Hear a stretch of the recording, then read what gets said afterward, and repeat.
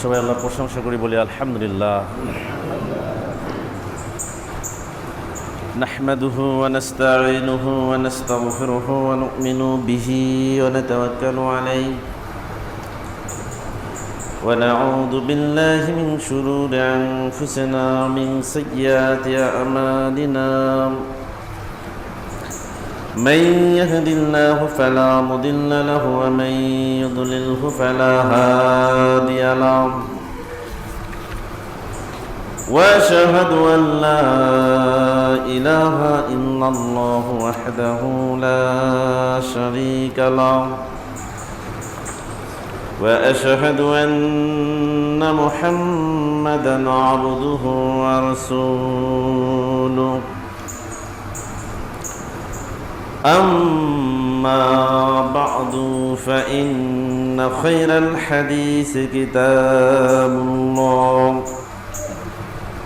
وخير الهدي هدي محمد صلى الله عليه وسلم وشر الأمور محدثاتها وكل محدثة بدعة وكل بدعة ضلالة وكل ضلالة في النار. فأعوذ بالله من الشيطان الرجيم. وحلت لكم بهيمة الأنعام إلا ما يتلى عليكم غير محل الصيد وأنتم حرم. وقال الله تعالى في آيات أخرى إياك نعبد وإياك نستعين. আলহামদুলিল্লাহ, সমস্ত প্রশংসা মহান আল্লাহ সুবহানাহু ওয়া তাআলার জন্য, যে মহান আল্লাহ সুবহানাহু ওয়া তাআলা পৌনঃপুনিক আজকের এই জুমার দিনে পায়ে হেঁটে অথবা যানবাহনে এসে খতিবের কাছাকাছি বসে কোরআন এবং সহিহ হাদিস থেকে আলোচনা করা এবং শোনার তৌফিক দান করেছেন, সে আল্লাহর দরবারে সাজদা ও শুকর জানাই। সকলে বলি আলহামদুলিল্লাহ। দরুদ পাঠ করছি নিরহংকার নবীর ওপরে, যে নবী মুহাম্মদুর রাসূলুল্লাহ সাল্লাল্লাহু আলাইহি ওয়াসাল্লাম কাল কিয়ামতের দিন সমস্ত বনি আদমের সর্দার হবেন, একথা তিনি পৃথিবীতে জানতেন। এই জন্য তার মনের ভিতরে কোনো অহংকার ছিল না। যে নবী মুহাম্মদুর রাসূলুল্লাহ সাল্লাল্লাহু আলাইহি ওয়াসাল্লাম কাল কিয়ামতের দিন ডান হাতে প্রশংসার পতাকা ধারণ করবেন এবং সেই পতাকার ছায়াতলে সমস্ত নবী রাসূলগণ অবস্থান করবেন, একথা তিনি পৃথিবীতে জানতেন। এই জন্য তার মনের ভিতরে কোনো অহংকার ছিল না।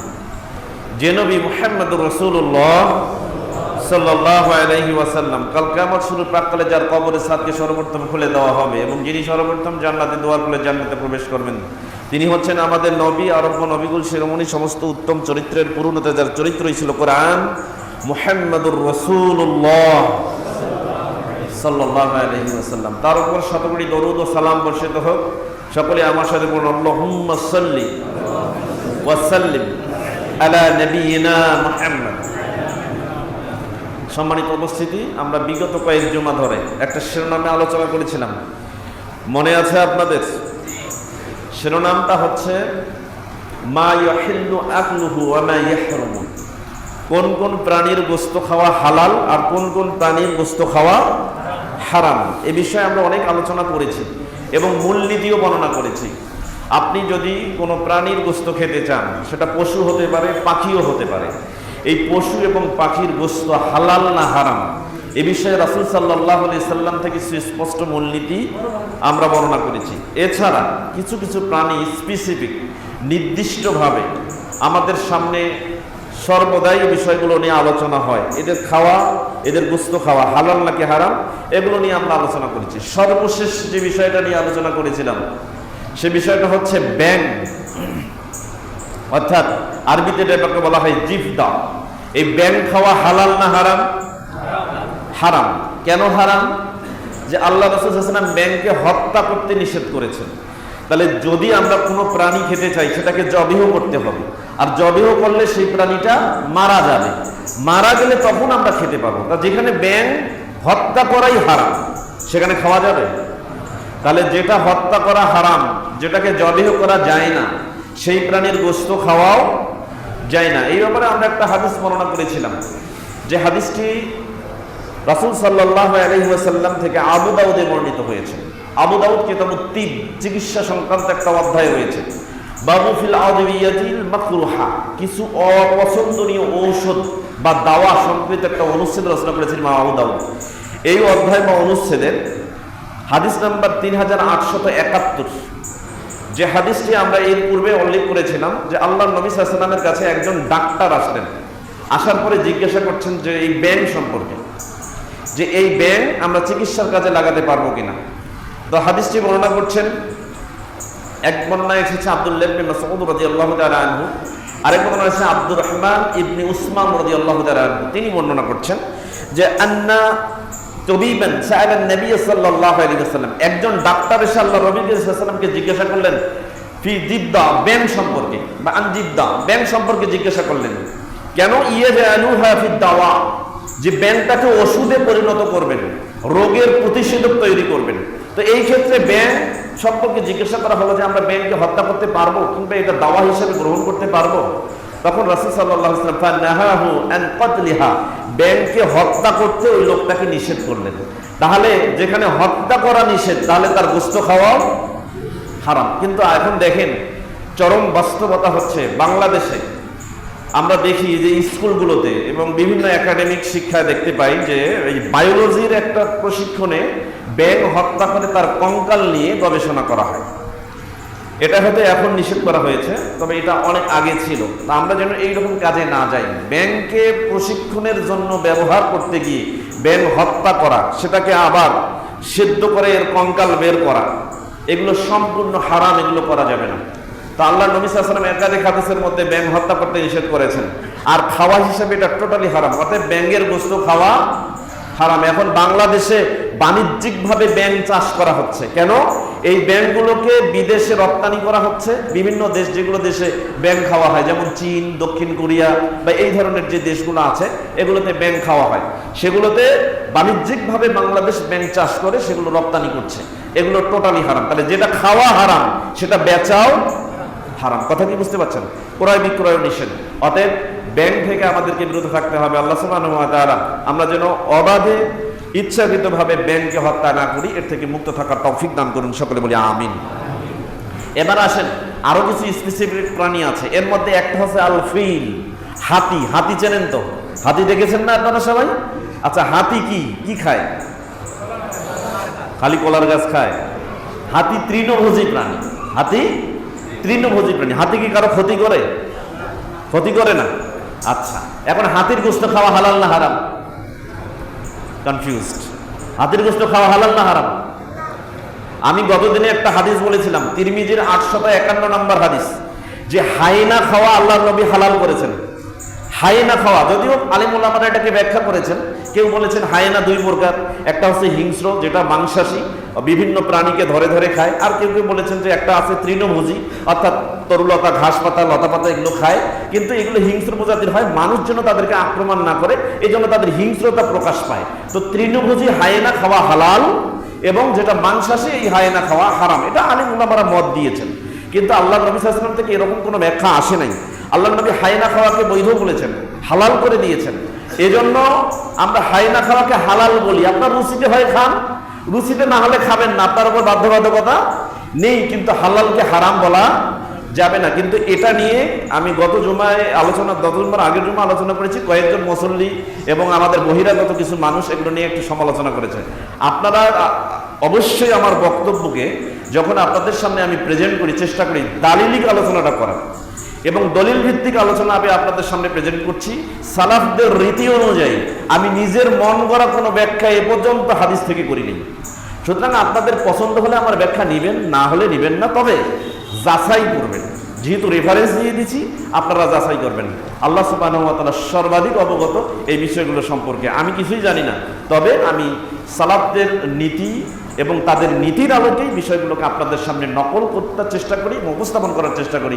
আল্লাহ সুবহানাহু ওয়া তাআলা অবশ্যই স্বীয় স্বার্থ চরিতার্থ করা থেকে আমাকে মুক্ত থাকার তৌফিক দান করুন, সকলে বলি আমিন। সম্মানিত উপস্থিতি, এবার আসলে হাতির গোশত খাওয়া হালাল না হারাম, এই বিষয়ে স্পেসিফিক কোনো বর্ণনা কোরআনেও নাই, হাদিসেও নাই যে হাতির গোশত খাওয়া যাবে কি যাবে না। তবে সালাফদের নীতি অনুযায়ী সর্বশেষ মুতাআখিরুল উলামা এবং 19 শতাব্দীর শ্রেষ্ঠ মুহাক্কিক মুহাম্মদ ইবনে সালেহ আল উসাইমিন রাহিমাহুল্লাহ তিনি একটা ফতোয়া নকল করেছেন, যেটা বর্তমান সময়ের একটা উল্লেখযোগ্য কিতাব শারহুল মুমতি 15 নম্বর খণ্ডের 19 নম্বর পৃষ্ঠার মধ্যে উল্লেখ করেছেন। এখানে শেখ মুহাম্মদ ইবনে সালেহ আল উসাইমিন রাহিমাহুল্লাহ তিনি বিষয়টাকে কোট করেছেন। তিনি বলছেন যে হাতির গোশত খাওয়া যাবে না, এটা টোটালি হারাম। এটার ব্যাপারে ইজমা আছে, আলেম উলামার ইজমা আছে। কেন? লাহু নাবুন ইফতারিসু বিহি, হাতির দুইটা দাঁত আছে, আপনারা দেখেন সামনে দুইটা দাঁত আছে না, লম্বা দুইটা দাঁত আছে। এই দাঁতগুলো সে কি করে? ইফতারিসু বিহি, এই দাঁত দিয়ে সে শিকার করে, এই দাঁতগুলো শিকারের কাজে ব্যবহার করে, যার কারণে অন্য অন্য প্রাণী হাতির সামনে আসতে পারে না। দুটি কারণে, একটা তার সুর আর একটা হচ্ছে কি এই দাঁত। তাহলে অন্য অন্য প্রাণী যার দাঁত দেখে ভয় পায়, তাহলে বুঝতে হবে এই প্রাণীর মধ্যে কি আছে? হিংস্রতা আছে। ইফতারিসু বিহি, এই দাঁত দিয়ে সে শিকার করে। যদিও লাইসা আন ইফতারিসা রিজালা, যদিও দাঁত দিয়ে সে মানুষকে শিকার করে না। আও ইফতারিসাল মাওয়াহশিয়া, অথবা সে এই দাঁত দিয়ে কোনো গবাদি পশুকে শিকার করে না। ফাকাদ তাফতারিসুল আশিয়া আস-সগীরাতা, কিন্তু ছোট ছোট অনেক কিছু প্রাণী বা বস্তু আছে যেগুলোকে হাতি এই দাঁত দিয়ে শিকার করে। আর এই শিকার করার কারণে মিন সাম্মা, এ কারণেই আলহাকা আহলুল ইলমিল ফিলা বিজাওয়াতিল আনিয়াম, এ কারণেই আলেম ওলামারা গবেষণা করে হাতিকে দাঁতওয়ালা হিংস্র প্রাণীর অন্তর্ভুক্ত বলে স্বীকার করেছেন এবং গণ্য করেছেন। আর এই কারণে আল্লাতী ইউহাররিমু আকলাহু, এ কারণেই হাতির গোশত খাওয়াটা হারাম।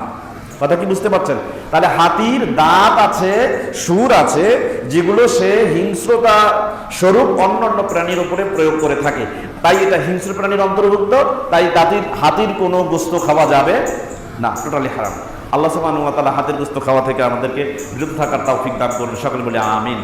এরপরে আসেন আরেকটা প্রাণী, আমাদের হালাল হারাম প্রাণী সবগুলো বিষয়ে মোটামুটি আলোচনা করেছি।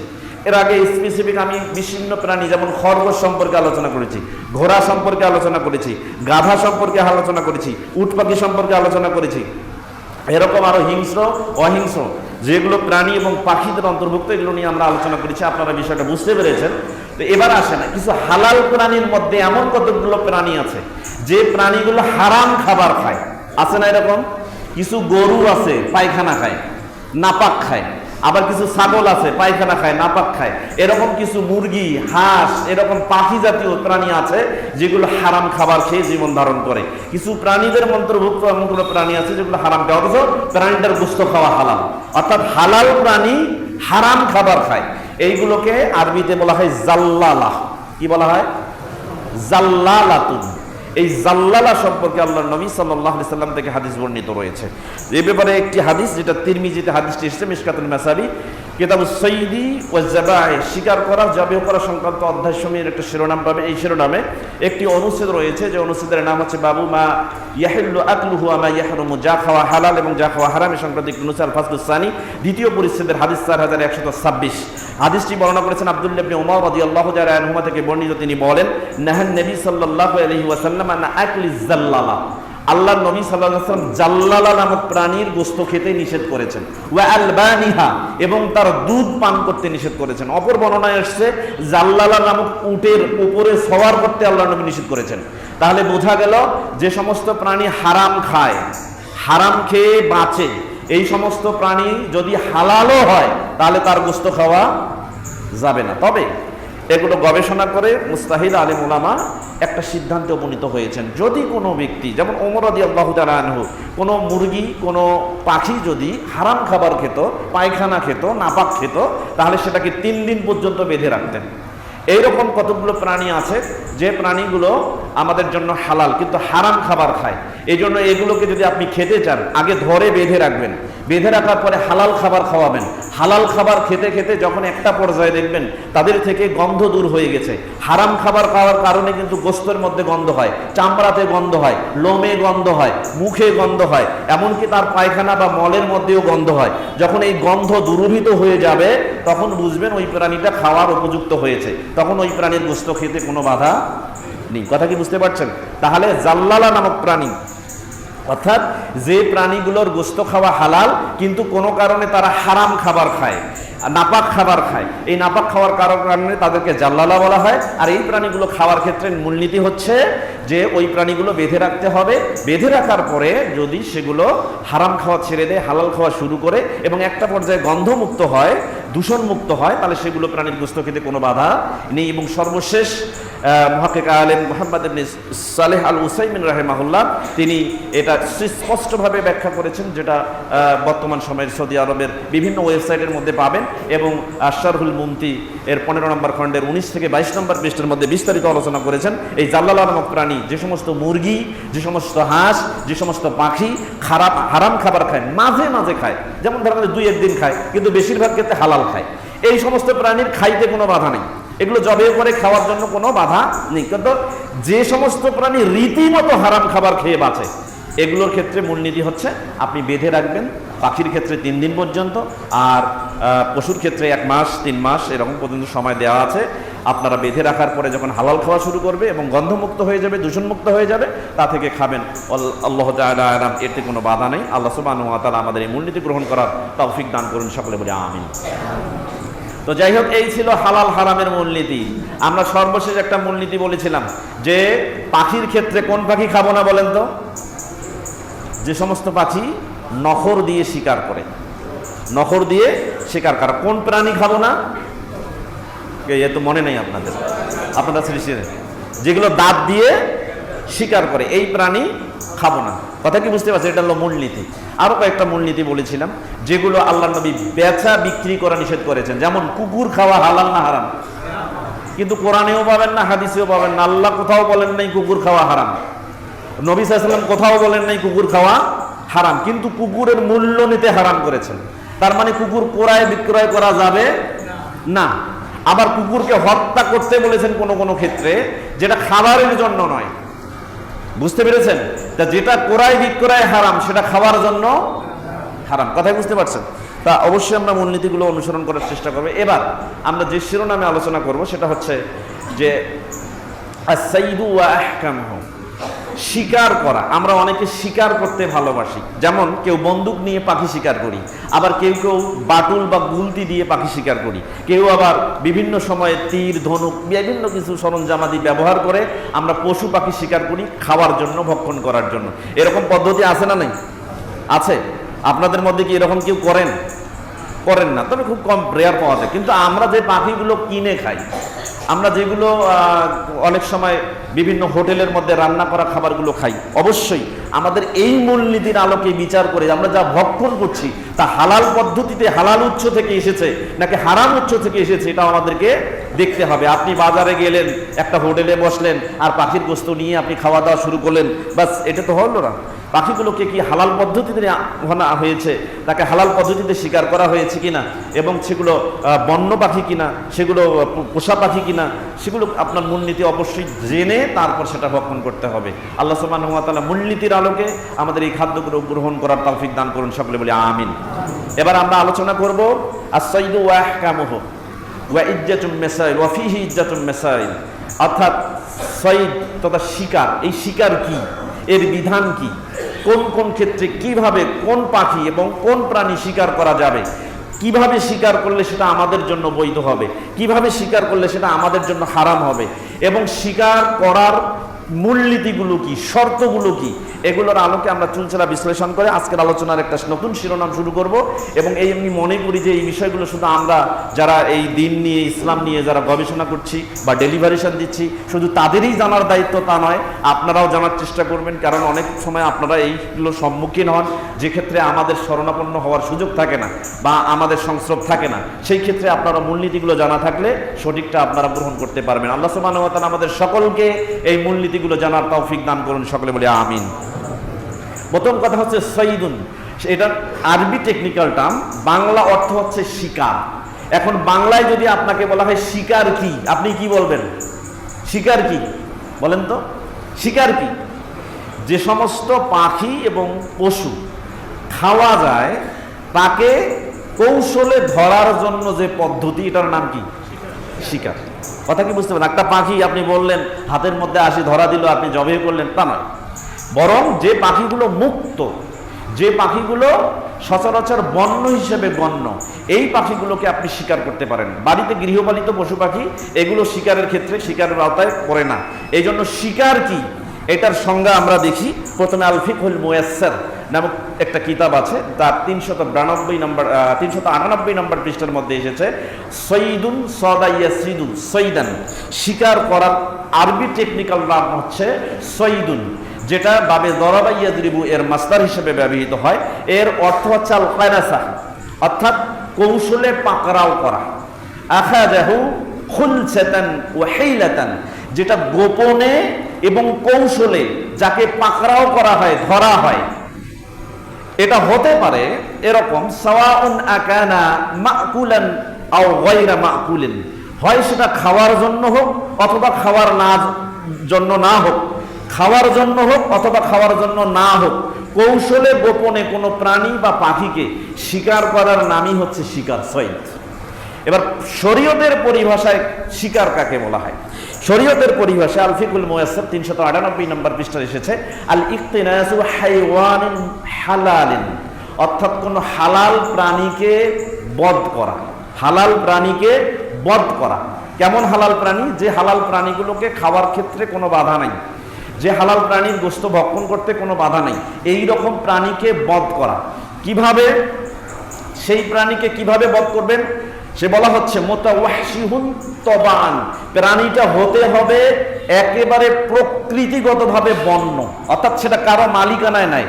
বলা হচ্ছে গায়রু মামলুকিন ওয়ালা মাকদুরুন আলাইহি, যে প্রাণীটা কারো মালিকানায় নাই এবং যে প্রাণীর উপরে কারো নিয়ন্ত্রণ নাই, অর্থাৎ যে প্রাণী বা পাখি বনের মধ্যে বাস করে, জঙ্গলে বাস করে, সেই পাখি বা প্রাণীকে কৌশলে অথবা গোপনে বধ করার নাম হচ্ছে শিকার করা। কথা কি বুঝতে পারছেন? তাহলে মাঠের মধ্যে কবুতর উঠছে, মাঠের মধ্যে মুরগি উঠছে, বালিহাঁস উঠছে, মাঠের মধ্যে আপনার হচ্ছে যে কি বলে এটা কোয়েল পাখি উঠছে, এগুলো আপনি যখন তখন যেমন তেমন যত্রতত্র শিকার করতে পারবেন না। কারণ কবুতর এখন মানুষ লালন পালন করে, মুরগি মানুষ লালন পালন করে, বন মরগকেও মানুষ তার বশীভূত করে ফেলেছে। যার ওপরে মানুষের মালিকানা আছে, যার ওপরে মানুষের নিয়ন্ত্রণ আছে, যেগুলো বন্য নয় সেগুলো শিকার নয়, বরং যেগুলো বন্য, বনে থাকে, জঙ্গলে থাকে, যেগুলোর ওপরে মানুষের কোনো মালিকানা নাই, যেগুলোর ওপরে মানুষের কোনো নিয়ন্ত্রণ নাই, এগুলোকে বধ করার নামই হচ্ছে শিকার। কথা কি বুঝতে পারছেন? এখন শিকার ক্লিয়ার? এবার আসেন এই সৈদ, শিকার করার মাশরুয়াতুস সাইদ, মাশরুইয়াতুস সাইদি, অর্থাৎ এই শিকারের যে আমরা করব এর বৈধতা সম্পর্কে ইসলাম কি বলে। আল্লাহ সুবহানাহু ওয়া তাআলা পবিত্র কোরআনুল কারীমের সূরা মাইদা অধ্যায় 5 আয়াত 1 এর মধ্যে উল্লেখ করেছেন উহিল্লাত লাকুম বাহিমাতুল আনআম, আল্লাহ বলছেন যে তোমাদের জন্য হালাল করে দেওয়া হয়েছে বাহিমাতুল আনআম, গৃহপালিত চতুষ্পদ জন্তুগুলোকে। অর্থাৎ গৃহপালিত যত চতুষ্পদ জন্তু আছে এটা আপনাদের জন্য কি হালাল, এটা হালাল। এরপর আল্লাহ সুবহানাহু ওয়া তাআলা বলছেন ইল্লা মা ইউতলা আলাইকুম, তবে তোমাদের উপরে যা পাঠ করে শোনানো হয়েছে তা ব্যতীত। মানে ওই যে গতদিনে আমরা আলোচনা করেছিলাম সূরা মাইদা অধ্যায় 5 আয়াত 3, হুররিমাত আলাইকুমুল মাইতাতু ওয়াদ-দামু ওয়া লাহমুল খিনজির, অর্থাৎ তোমাদের উপরে মৃত প্রাণী, তোমাদের উপরে প্রাণীর রক্ত, তোমাদের উপরে শূকরের গোশত, এগুলো কি হালাল না হারাম? তো এইখানে যা পাঠ করে শোনানো হয়েছে তা ব্যতীত আল্লাহ সুবহানাহু ওয়া তাআলা চতুষ্পদ গৃহপালিত পশু যা আছে সবগুলো আমাদের জন্য কি করে দিয়েছেন? হালাল করে দিয়েছেন। কথা কি বুঝতে পারছেন? তাহলে এগুলো আমাদের জন্য হালাল। গায়রা মুহিল্লিস সাইদি ওয়া আনতুম হুরুমুন। তবে আল্লাহ সুবহানাহু ওয়া তাআলা বলছেন যে ইহরামরত অবস্থায় যারা থাকবে তাদের ক্ষেত্রে ওই যদি পশু বা পাখি শিকার করার মনোবাসনা তাদের মনের ভিতরে থাকে, তাহলে ওই অবস্থায় তাদের জন্য শিকার করা টোটালি হারাম। তাহলে ইহরামরত অবস্থায় কোনো ব্যক্তি শিকার করতে পারবে না। ইহরামের বাইরে যত মানুষ আছে তারা আল্লাহ সুবহানাহু ওয়া তাআলার নিয়ামত ভোগ করার জন্য বনে থাকা, জঙ্গলে থাকা যত পশু পাখি আছে যেগুলো গোশত খাওয়া হালাল, এগুলো শিকার করবে, কোনো বাধা ইসলামে নেই। কথা কি বুঝতে পারছেন? কোনো বাধা নেই। এরপর আল্লাহ সুবহানাহু ওয়া তাআলা সূরা মাইদা অধ্যায় 5 আয়াত 2 এর মধ্যে উল্লেখ করেছেন যে ওয়াইজা হালালতুম ফাসতাদু, যখন তোমরা হালাল হয়ে যাবে তখন তোমরা শিকার করো। তার মানে ইহরামরত অবস্থায় শিকার করতে পারবে না, ইহরামের বাইরে তোমরা শিকার করতে পারবে, তোমাদের জন্য বৈধতা দেয়া আছে। তাহলে এই আয়াতে কারিমা থেকে স্পষ্ট বর্ণিত হয়ে গেল যে যে কোনো প্রাণী শুধু ইহরামরত অবস্থা ব্যতীত যত্রতত্র যেখানে সেখানে আল্লাহ সুবহানাহু ওয়া তাআলার রিজিক থেকে গ্রহণ করবে এমন কোনো পশু পাখি যেগুলো বন্য হিসেবে আছে সেগুলোকে শিকার করতে কোনো বাধা ইসলামে নাই। এবার আসেন রাসূল সাল্লাল্লাহু আলাইহি ওয়াসাল্লাম থেকে একটি হাদিস, যে হাদিসটি এসেছে সহিহ মুসলিম কিতাবুস সাইয়্যিদ ওয়াজ যাবাইহ ওয়া মা ইউকালু মিনাল হাইওয়ান, অর্থাৎ শিকার করা, জবেহ করা এবং যে সমস্ত প্রাণীর গোশত খাওয়া হালাল এ সংক্রান্ত একটি অধ্যায় ইমাম নববী রাহিমাহুল্লাহ এখানে রচনা করেছেন এবং এর নুসরত দিয়েছেন বাবুস সাইয়্যিদি বিল কিলাবিল মুআল্লামা, শিকারী কুকুরের মাধ্যমে শিকার করা সংক্রান্ত একটা অনুচ্ছেদ রয়েছে। এই অনুচ্ছেদের ফুয়াদ আব্দুল বাকি তাকরিজকৃত হাদিস নম্বর 1929 এই হাদিসটি বর্ণনা করেছেন আদি ইবনে হাতিম রাদিয়াল্লাহু তাআলা আনহু থেকে বর্ণিত। তিনি বলেন, তিনি একদিন আল্লাহর নবীর কাছে গিয়ে বললেন, ইয়া রাসূলুল্লাহ, আমরা অনেক কুকুরকে প্রশিক্ষণ দেই, যে কুকুর আমাদের কথা শুনে, আমরা যদি থামতে বলি থেমে যায়, আমরা যদি যাইতে বলি সে চলে যায়, আমরা যদি দৌড়াতে বলি সে দৌড়ায়, আমরা যদি কোনো জিনিসকে শিকার করতে বলি সে সেটাকে শিকার করে নেয়। ইয়া রাসূলুল্লাহ, এই কুকুরের বিধান কি আপনি বলুন, এই কুকুর যদি শিকার করে সেই শিকারের বিধান কি আপনি বলুন।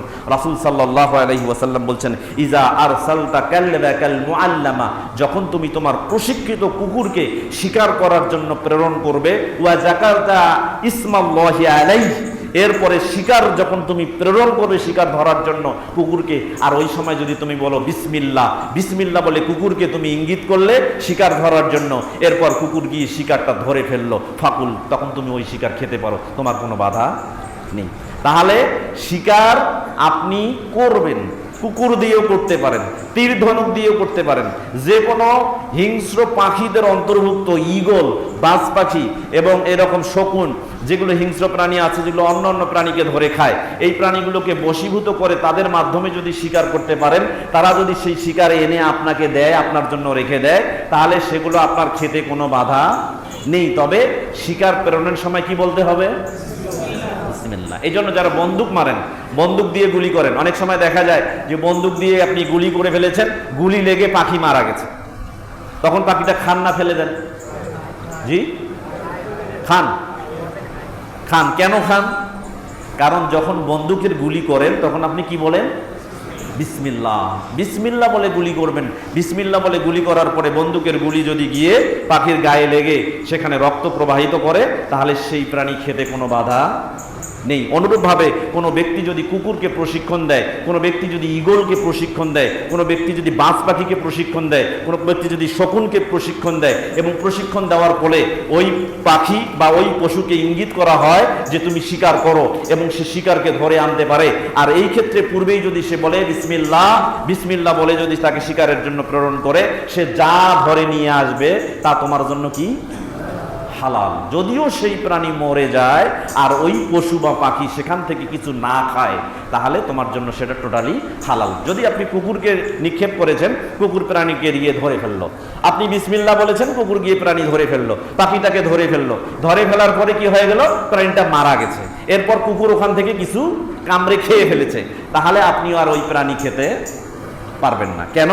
কুকুর আপনার কথা শুনে নাই, কারণ কুকুর ওই মুহূর্তে তার নিজের জন্য শিকার করে সেখান থেকে খেয়ে ফেলেছে, এই জন্য এই প্রাণী আপনার জন্য খাওয়া বৈধ নয়। তবে প্রাণী শিকার করার পর যদি সেটা মরে যায় আর কুকুর কামড়ে নিয়ে এসে মুখ দিয়ে ধরে নিয়ে এসে আপনার সামনে রেখে দেয়, সেখান থেকে কিছু না খায়, তাহলে এই প্রাণীর গোশত খেতে আপনার জন্য কোনো বাধা নেই। তাহলে এই আয়াতে কারিমা এবং হাদিস থেকে প্রমাণিত হলো যে কোনো মাধ্যমে শিকার আমরা করে খেতে পারি। আল্লাহ সুবহানাহু ওয়া তাআলা শিকারের গোশতকে আমাদের জন্য কি করেছেন? হালাল করেছেন। অতএব আমরা এই হালাল শিকার থেকে গ্রহণ করব, এর গোশত খাবো। আল্লাহ সুবহানাহু ওয়া তাআলা আমাদের সেই তৌফিক দান করুন, সকলে বলি আমিন। এরপরে আসেন, কোন প্রাণীকে শিকারের উদ্দেশ্যে যদি উদ্দেশ্যটা ভিন্ন হয়, কেমন? কেউ বলতেছে আমার হাত পাকা কিনা, শিকার করতে পারবো কিনা, এটা একটা প্র্যাকটিস দরকার। এই জন্য প্র্যাকটিসের জন্য কি করছে? সে একটা ছাগলকে বেঁধে রাখছে, অথবা একটা খরগোশকে বেঁধে রাখছে, অথবা একটা ইঁদুরকে বেঁধে রাখছে, অথবা একটা কুকুরকে বেঁধে রাখছে। এরপরে প্র্যাকটিস করার জন্য, হাতকে সোজা করার জন্য, হাতকে পাকা করার জন্য ওই প্রাণীটাকে নিশানা বানাইছে। তার মানে তার উদ্দেশ্য হলো তাকে শিকার করা নাই, উদ্দেশ্য হলো তাকে হত্যা করা। উদ্দেশ্য কি? তাকে হত্যা করা। যদি কোনো ব্যক্তি শিকারকে ভিন্ন উদ্দেশ্যে শিকার করে, তার মানে নিজে আল্লাহর রিজিক থেকে ভক্ষণ করবে এই উদ্দেশ্য নয়, বরং তাকে নিশানা হিসেবে গ্রহণ করেছে, তাহলে এই কাজটি তার জন্য হারাম হবে এবং সে ব্যক্তি গুনাহগার হবে। সে হতে পারে সেটা হালাল প্রাণী, হতে পারে সেটা হারাম প্রাণী। অতএব যার জীবন রয়েছে, রূহ রয়েছে, তাকে নিশানা বানানো কোনো ব্যক্তির জন্য হালাল নয়। অতএব মনে রাখবেন, শিকারের ক্ষেত্রে হালাল প্রাণী শিকার করবেন, যেটা জবেহযোগ্য। যেটা জবেহযোগ্য নয় এটাকে শিকার করা যাবে না। যেমন জারাদ হচ্ছে পঙ্গপাল। এই পঙ্গপালকে শিকার করার জন্য আপনি ধারালো অস্ত্র প্রয়োগ করতে পারবেন না, অন্য প্রাণী কোনো অস্ত্র করতে পারবেন না, কারণ এটা জবেহযোগ্য নয়। সম্মানিত উপস্থিতি, তো আল্লাহ নবী সাল্লাল্লাহু আলাইহি ওয়াসাল্লাম কোন প্রাণীকে নিশানা বানাতে নিষেধ করেছেন। এই মর্মে বর্ণিত হাদিস বুখারী, মুসলিম এবং মিশকাতুল মাসাবি, কিতাবুস সাইদি ওয়াজ যাবাই, শিকার করা, জবেহ করা সংক্রান্ত একটা অধ্যায় রয়েছে, আল ফাসলুল আউয়াল, প্রথম পরিচ্ছেদের 4074 এবং 75 নম্বর হাদিস। আব্দুল্লাহ ইবনে উমর রাদিয়াল্লাহু তাআলা আনহু থেকে বর্ণিত, তিনি বলেন রাসূল সাল্লাল্লাহু আলাইহি ওয়াসাল্লাম নিষেধ করেছেন। তিনি বলছেন, সামি'তুন নবী সাল্লাল্লাহু আলাইহি ওয়াসাল্লাম ইয়ানহা আন তুসবরা বাহিমাতুন আও গায়রুহা লিল কতল। কোন ব্যক্তি যদি হত্যা করার উদ্দেশ্যে যে কোনো প্রাণীকে নিশানা বানায়, যে কোনো প্রাণীকে তার হাত পাকা করার উদ্দেশ্যে নিশানা বানায়, বধ করার জন্য নিশানা বানায়, তাহলে নিঃসন্দেহে ওই ব্যক্তির প্রতি আল্লাহর নবী সাল্লাল্লাহু আলাইহি ওয়াসাল্লাম নিষেধাজ্ঞা আরোপ করেছেন এবং অভিসম্পাদও করেছেন।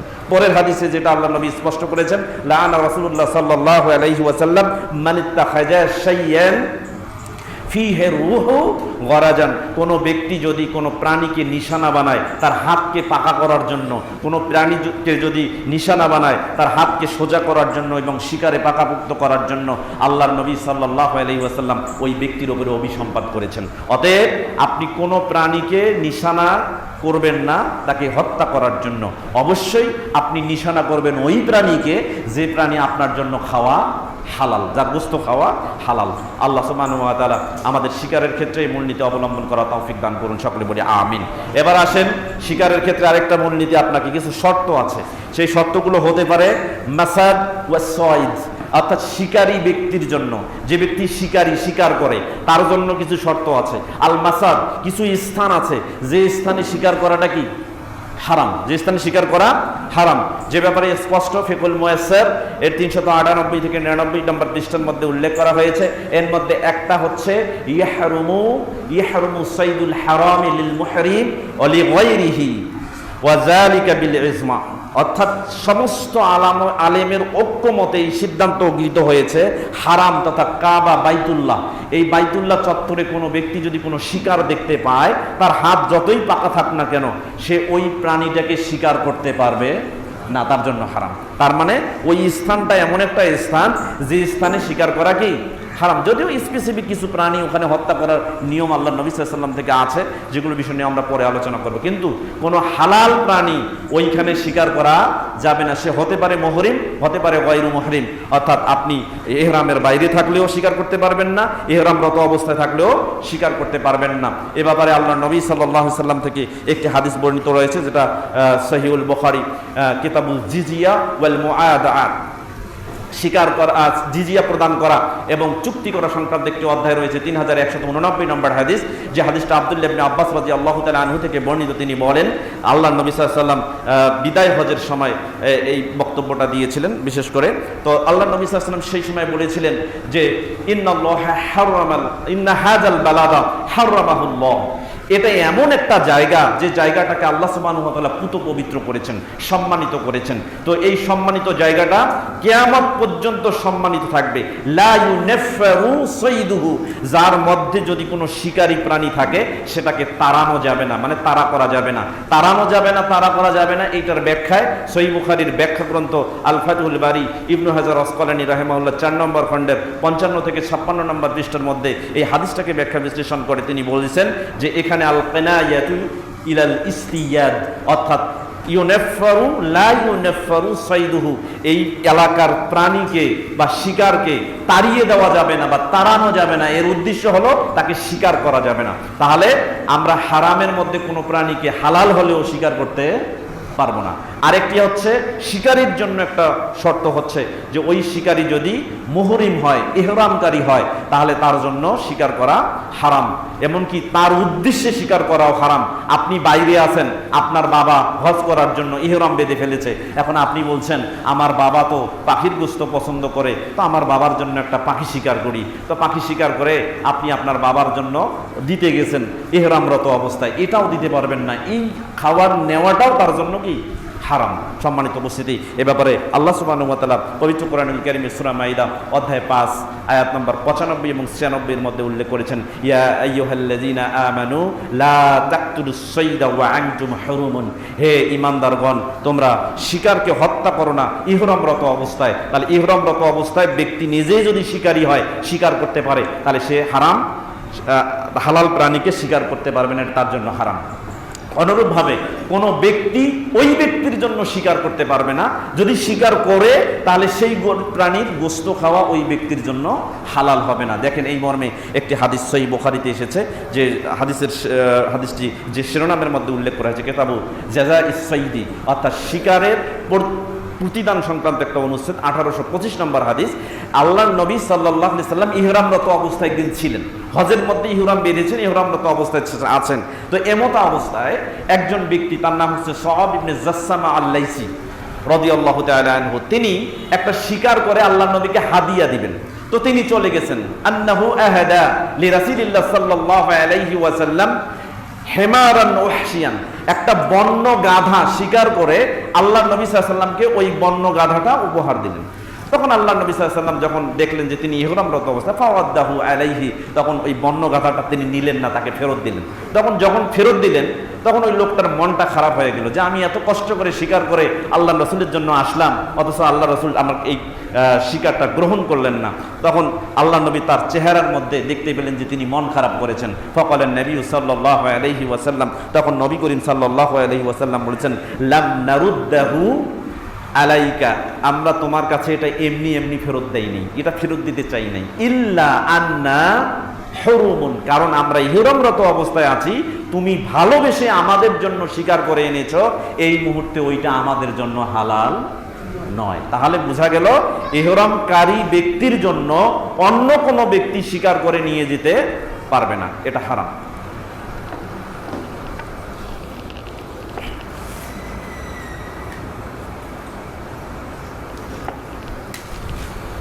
আলহামদুলিল্লাহি ওয়াহদা ওয়াসসালাতু ওয়াসসালামু আলা মান লা নাবিয়্যা বা'দা ওয়া আলা আলিহি ওয়া সাহবিহি ওয়া মান তাবি'আহুম বিইহসানিন ইলা ইয়াউমিদ্দিন ওয়া বা'দ।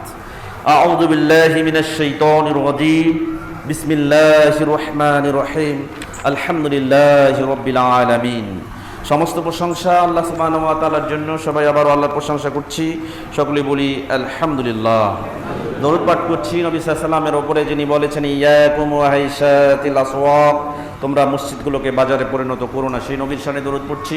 আল্লাহুম্মা সাল্লি আলাইহি আল্লাহুম্মা বারিক আলাইহি। সম্মানিত উপস্থিতি, আমরা শিকার সম্পর্কে আজকে যে শিরোনামে আলোচনা তুলেছি, আগামী দিনে আমরা কোন কোন শিকার বৈধ, কোন কোন শিকার অবৈধ, বন্দুক দিয়ে শিকার করার বিধান কি, বাটুল বা গুলতি দিয়ে শিকার করার উপায় কি, নেট ফাঁদ বা জাল দিয়ে শিকার করার উপায় কি, পদ্ধতি কি, এবং সেগুলোর হালাল হারামের যে বৈধতা আছে, এগুলো নিয়ে চুলচেরা বিশ্লেষণ করার চেষ্টা করব। এই আলোচনাগুলোকে আপনাদের জন্য শোনা জরুরি মনে করেন? এগুলো জানার দরকার আছে। তাহলে আমরা অবশ্যই এই বিষয়গুলো আপনাদের সামনে উপস্থাপন করব।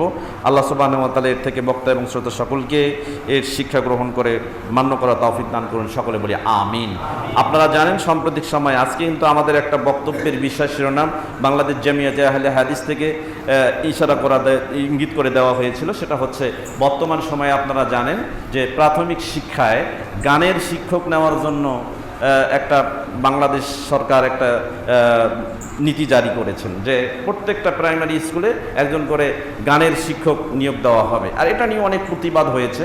তো আপনারা জানেন যে বর্তমান সময়ে অশ্লীলতার প্রচারে সব থেকে মুখ্য এবং গৌণ মানুষের সামনে যে বিষয়টা স্পষ্ট করেছিল সেটা কি বলেন তো? এই গান বাজনা না। এখন যদি প্রত্যেকটা স্কুলে গান বাজনার জন্য একটা করে আলাদা নতুন করে শিক্ষক নিয়োগ দেওয়ার ব্যবস্থাপনা করা হয়, যেখানে প্রাথমিক শিক্ষা ব্যবস্থাপনায় একটা স্কুলে একজন ধর্মীয় শিক্ষক ইসলাম ধর্মকে শিক্ষা দিবে, ইসলাম ধর্মের মূলনীতি শিখাই দিবে এবং আমল আহকামের বিষয়গুলো বিশেষ করে সালাত সম্পর্কে শিক্ষা দিবে, এরকম কোনো শিক্ষক নিয়োগ দেওয়া হয়নি। যদিও ইসলামিয়াত নামে একটা বই রাখা হয়েছে, কিন্তু এই নির্দিষ্ট সিলেবাসের এগেইনস্টে কোনো নির্ধারিত ইসলামী শিক্ষক নিয়োগ দেওয়া হয়েছে বলে আমার জানা নেই। আপনারা জানেন কিনা আমি জানি না, কিন্তু বাংলাদেশে বর্তমান সময়ে যদি গানের শিক্ষক এরকম প্রাইমারি স্কুল থেকে মাধ্যমিক স্কুল লেভেলে এগুলো পদ্ধতি চালু করা হয়, এটা আমাদের জন্য কল্যাণকর হবে না অকল্যাণকর? তাই এটা ভালো হবে না খারাপ হবে? তাই যে যার অবস্থানে আছেন সকলকে সর্বপদ্ধ থেকে আপনারা যেভাবে পারেন এই বিষয়টাকে খুব সংযতভাবে এর প্রতিবাদ আমরা জানাবো এবং সরকার যাতে এই বিষয়ে দ্রুত পদক্ষেপ নেন, যাতে করে গানের শিক্ষক নিয়োগ না দিয়ে বরং এই মুসলিম অধ্যুষিত দেশ যেখানে 90%-এর ঊর্ধ্বে সকল মানুষ মুসলিম, সেই মুসলিম মানুষদের ধর্মীয় অনুভূতিতে থাকা ধর্মীয় বিষয়ের ওপরে প্রত্যেকটা প্রাইমারিতে একজন করে ধর্ম শিক্ষক বা ইসলাম ধর্মের শিক্ষক নিয়োগ দেওয়া আবশ্যক বলে মনে করি আমরা। এটার ওপরে যেন জোরদার করেন, সরকার যেন জোরদার কোনো পদক্ষেপ গ্রহণ করেন, সেই বিষয়ে আমরা তাদেরকে অবশ্যই তাগিদ দিব। আপনারা আপনাদের অবস্থান থেকে এটা বিষয়ে জানাবেন এবং প্রতিবাদ করবেন।